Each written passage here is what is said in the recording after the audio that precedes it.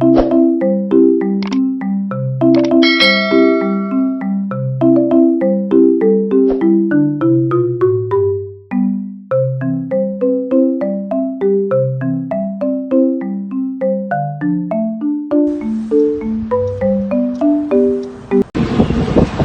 guys, welcome back sa aking channel. Ayan, day po ngayon. So for today's video guys, recently yung mga nakaraang araw, so may mga problema. Nakita ko sa TikTok, sa ibang social media na may problema about sa post office account nila.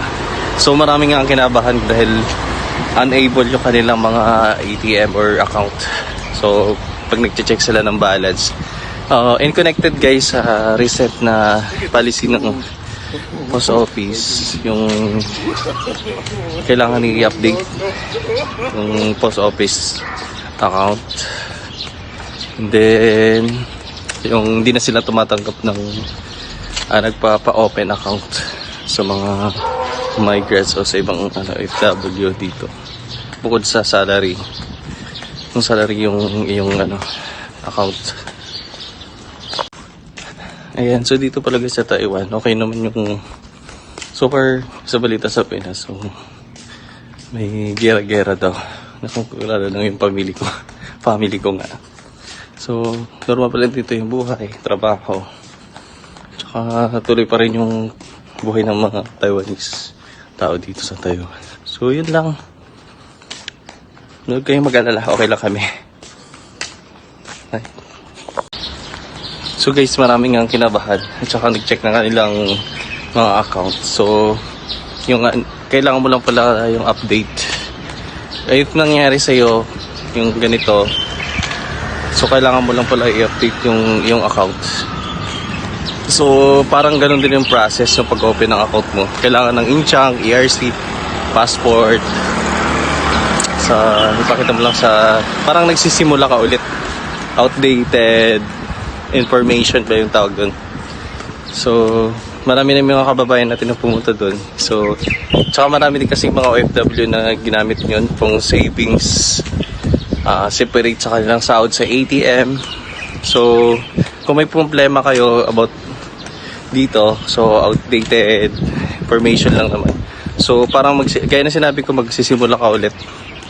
So punta ka ng post office, baka ng number, tsaka sabihin mo lang doon sa teller. Mababait naman yung mga teller nila. Ayan. So pag may ganito kayong problema, i-fix nyo na agad para hindi na tsaka maayos na, di ba? So yun lang.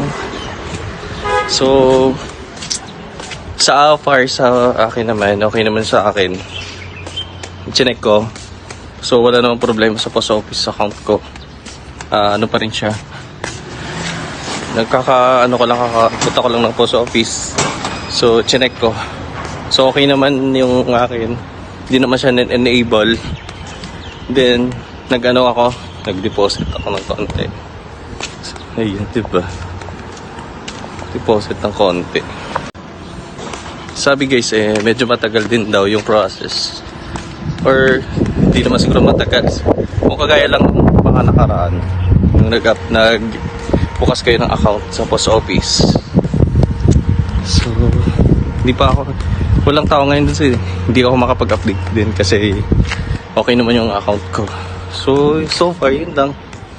Maraming salamat guys. I-fix na agad kung may problema. So yun lang, para sa mga may problema. Yun lang, maraming salamat guys. So